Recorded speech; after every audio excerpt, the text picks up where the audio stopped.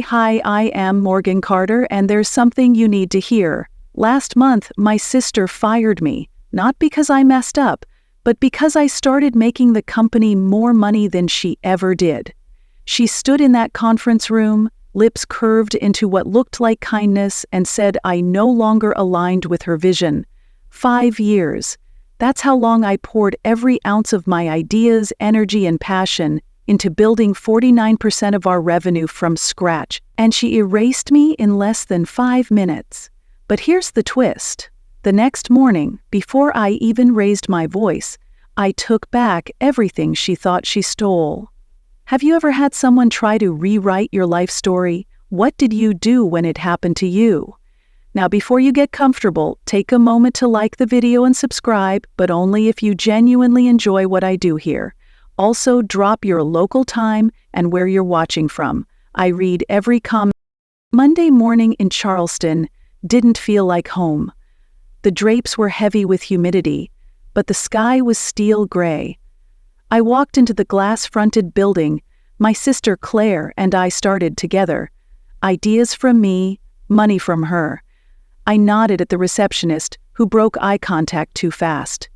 My reusable coffee mug steamed in my hand. I'd bought it during a weekend in Asheville before our dad got sick. The elevator chimed and I stepped onto the 6th floor, where our team usually worked in sync, except today. 2 interns whispered by the coffee bar but froze when they saw me. At my office door, Macy from HR flanked Alan from legal. My heart clenched, but I smiled. "Morning, what's up?" Macy read like she had lines. "Morgan, we need to go over some documents. Can we step inside? No logging, no desk lamp, nothing to warm me."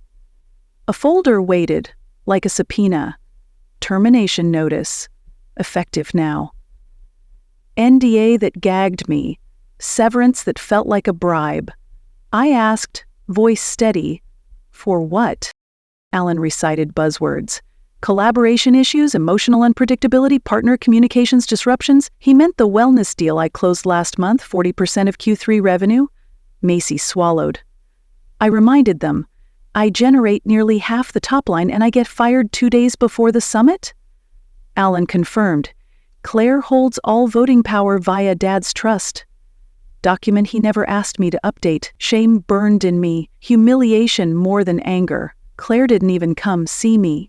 "Keep it professional," Macy whispered as they left. Professional? It felt like bagging up a body and pretending you didn't hear it.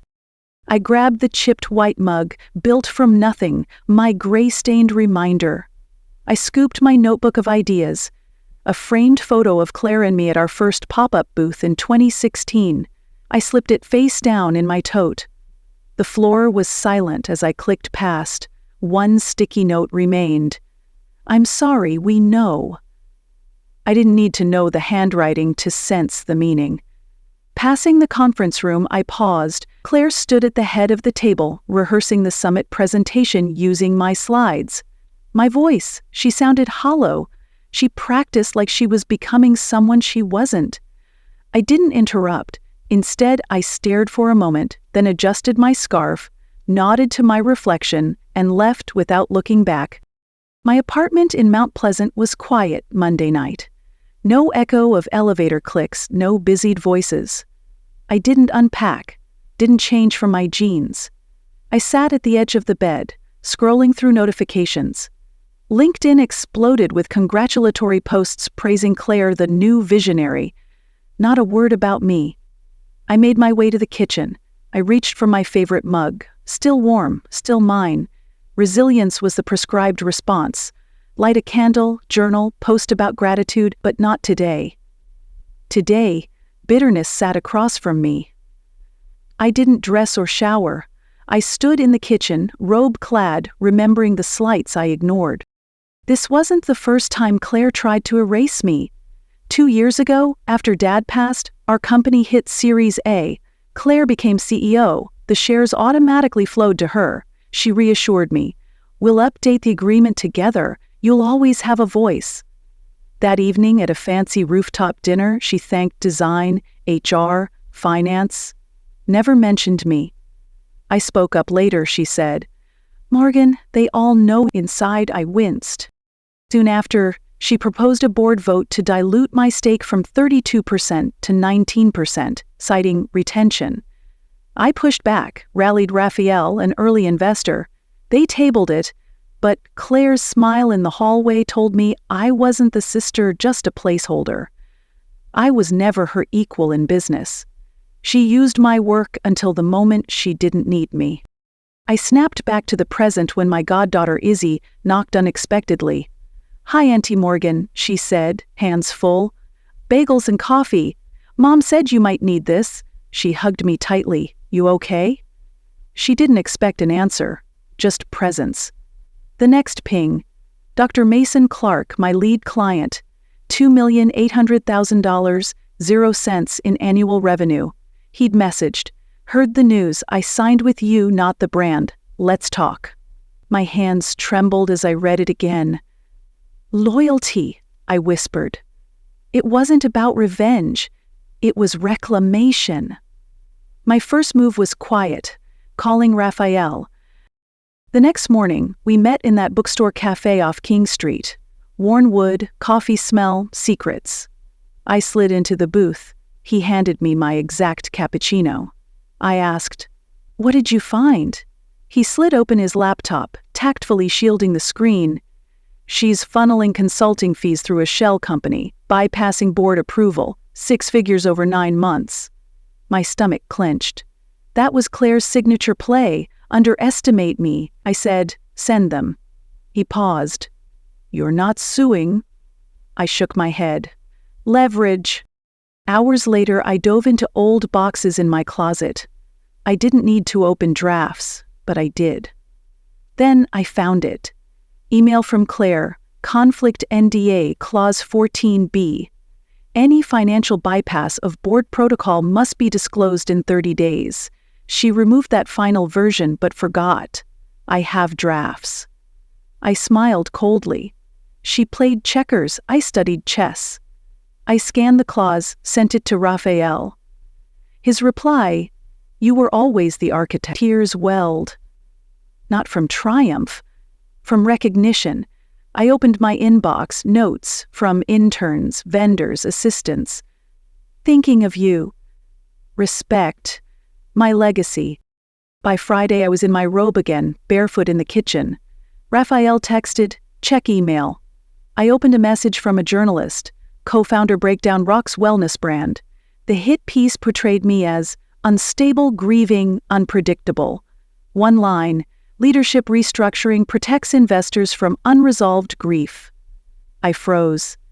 The kettle screamed, phone buzzed. "I hope you're okay." Another, "Can we talk?" Third, "This isn't you. She's playing dirty," Raphael wrote. They turned my vulnerability into weakness, but I would not rush to explain. I deleted a draft tweet. Silence was now my strategy. I pulled a dusty hard drive my grandfather gave me. Said verification lies in records. I plugged it in. Every contract, Git log, email thread where Claire delegated. "You handle tech, I tell the story." I created a fall defense folder and smiled. Evidence was my shield. By Thursday, I flew to San Francisco, my former home. Sleep elusive, the industry wove around me. Friday morning, I sat near the keynote stage. Claire stepped on stage, her corporate charisma intact, but her eyes scanned and flicked to me. At minute 11, the projector blinked. Someone handed her an envelope. She paused. I stood, made my way to the mic. "Hi, I'm Morgan Carter, former CTO and co-founder. The interface, product funnel, code was developed without consent. Legal review is underway." A hush followed. Reporters leaned in. Claire's face didn't change, but I saw the flicker. Post-presentation, investors approached. "Me cards. Support." Interns admitted quietly, "We all knew." That was louder than applause. By Sunday night, the damage wasn't just done. It was public. Claire's PR team moved fast, seeding anonymous tips to industry blogs, crafting subtle posts that made me out to be the unstable one. LinkedIn was a minefield. Phrases like leadership transition, Creative divergence and internal volatility during a time of grief floated through my feed like poison wrapped in satin. They never named me, but the message was clear. I sat at my kitchen counter, untouched coffee growing cold beside me, and scrolled in silence. A few colleagues reached out, some cautious, some concerned. "Hope you're okay. Heard you stepped away." I didn't answer, because I hadn't stepped away. I'd been pushed. The next morning, I opened the hall closet and pulled out a silver hard drive I hadn't touched in years. Grandpa had given it to me the week after we closed our seed round. "Back up everything," he said. "The truth has a memory. Make sure it's yours." I plugged it in and there it was. Every prototype, every time-stamped design schematic, every client file with my signature. I clicked through the archive until I hit the Slack exports. Logged chats from 4 years of building. Notes from Claire herself. "Let Morgan lead the tech conversation. She's better with clients. Morgan's back-end funnel is the only thing that's working right now."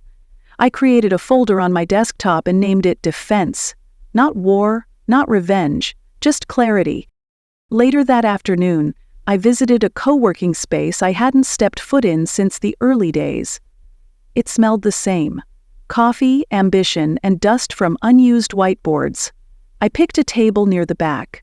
That's when I saw Jaime, my old assistant. She approached quietly, handed me a small flash drive, and whispered, "This was supposed to be deleted, but I saved it." I blinked. "Jaime, why?" She cut me off. "Because it's the truth." Then she left. I hesitated before plugging it in.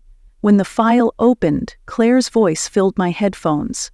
"She's been broken since Mom died. Put her under pressure, she folds. I just needed her until I didn't." The voice was unmistakable. The tone wasn't regret, it was calculation. I added the file to the defense folder and stared at the screen. I didn't cry. I didn't scream. I just whispered to myself, "She really thinks this will hold." That Monday morning, the investor call started like nothing was wrong. Claire was radiant, of course. Powder blue blazer, soft lighting, that half smile she wore like armor.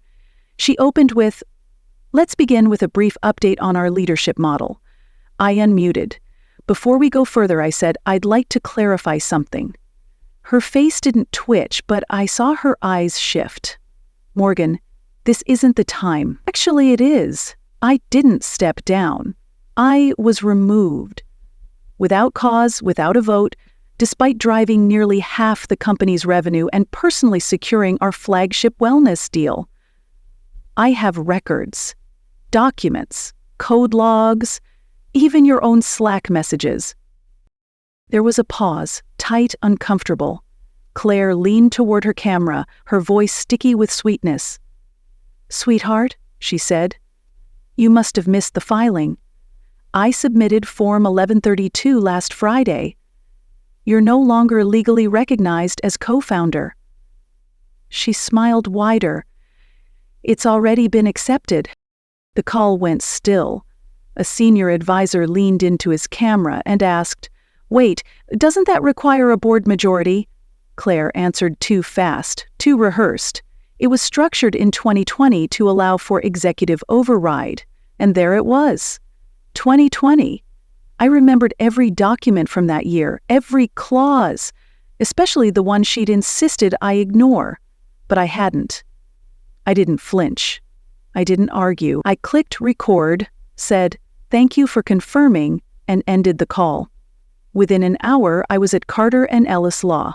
The receptionist asked for my name. "Morgan Carter," I said. "I need counsel for unlawful removal and IP fraud." She paused. "You're the one from Vera Wellness, right?" I nodded.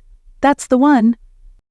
The air inside Carter and Ellis was cool, crisp, the kind of place that reminded you people here dealt in consequences, not conversations. I waited no more than 5 minutes before Diane Kessler stepped into the room. She looked exactly how I remembered her. All sharp lines, gray suit, no small talk. "Let's go," she said, and led me into a glass-walled conference room with a single folder in hand. She opened it and started laying out the forms without a hint of ceremony. I've reviewed the 1132 filing, sloppy. The IP contracts she submitted, doctored, but not expertly. We can dismantle it. I nodded, not speaking yet. She tapped one of the papers. Your name's still on every user experience patent, including the platform interface from Q1 2021. You're still listed as the primary architect. My throat was tight, but I managed a breath. What about ownership? She slid forward another sheet. This clause, she said, filed under your grandfather's trust, holds weight. It restores full authority to you in the event of miscontract or breach of contract. My chest expanded. Just a little. You're saying this isn't just unlawful termination? She looked me dead in the eyes. It's corporate fraud, and we can prove it. By the time I left the firm, the Charleston skyline had turned soft, hazy with late afternoon sun, buildings lit gold at the edges. I didn't go home. I drove out to the edge of the city, to a neighborhood we used to live in as kids. The house was gone, sold years ago, but Grandpa's garden still stood. Overgrown, yes, but alive. I walked the old path and sat on the rusted bench beneath the fig tree, the same one he used to nap under. In my tote, I carried his last letter, folded, yellowing. I hadn't opened it in years. I read it again, slowly.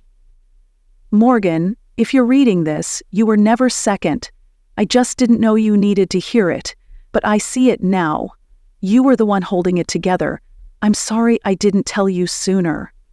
My eyes welled, but no tears fell.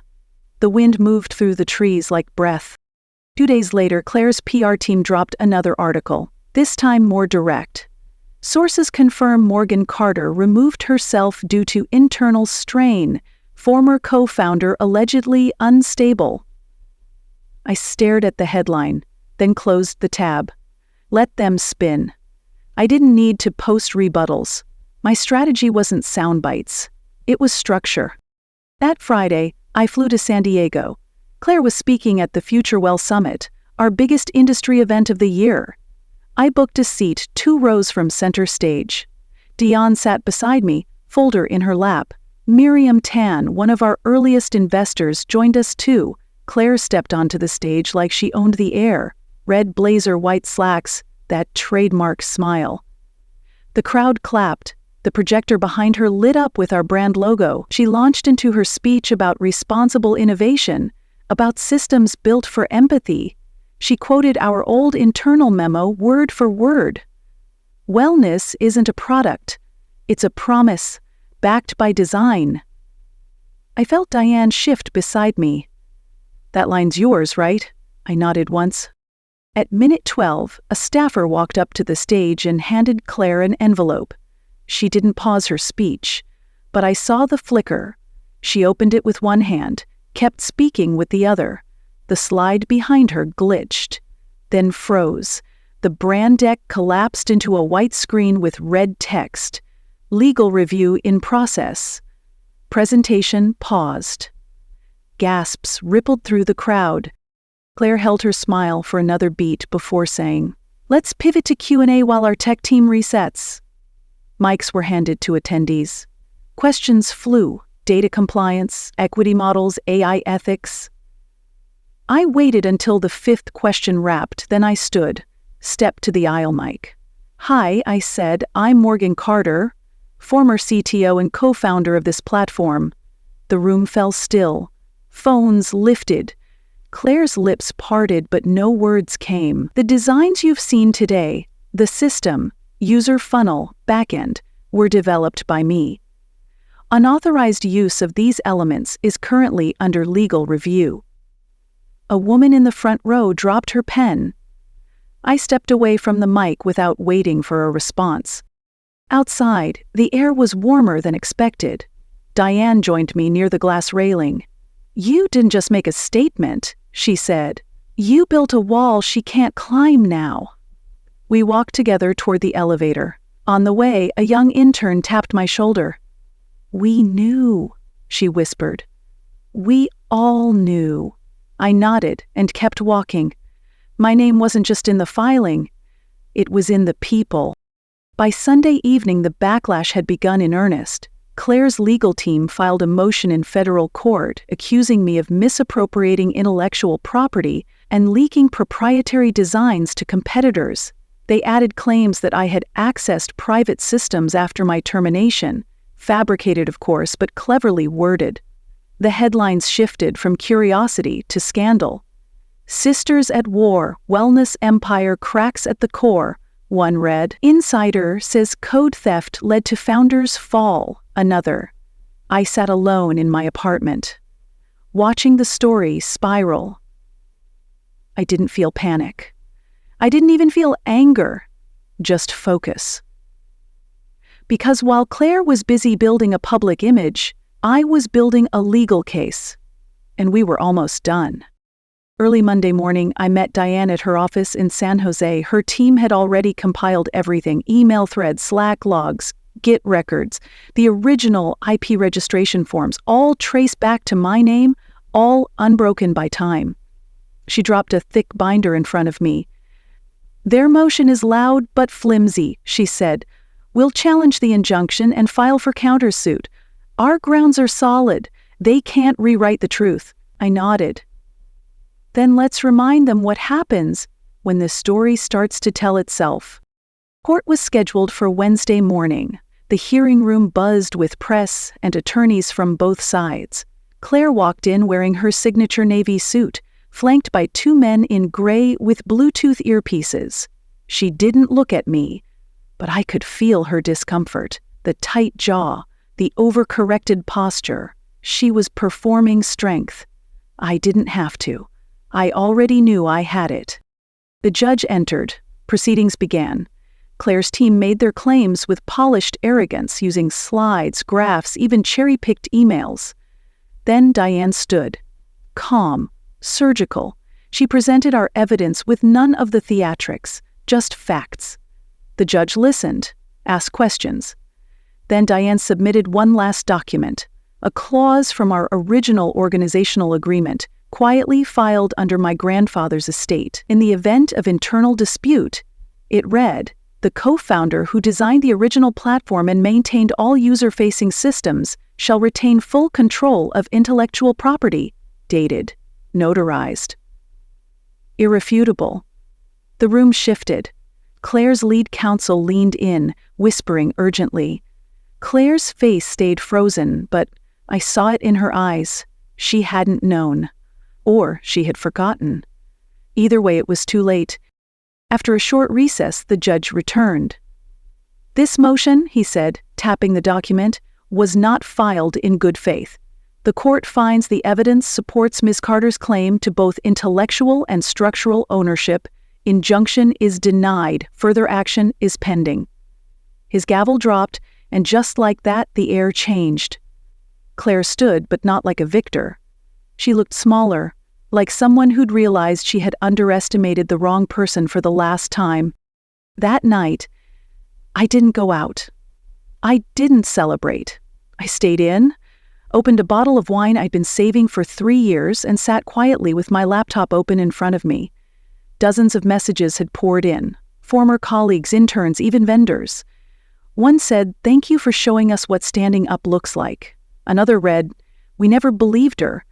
And the most unexpected came from a former investor who'd once sided with Claire. "If you're building again, I want in." I stared at the screen, heart heavy but grounded.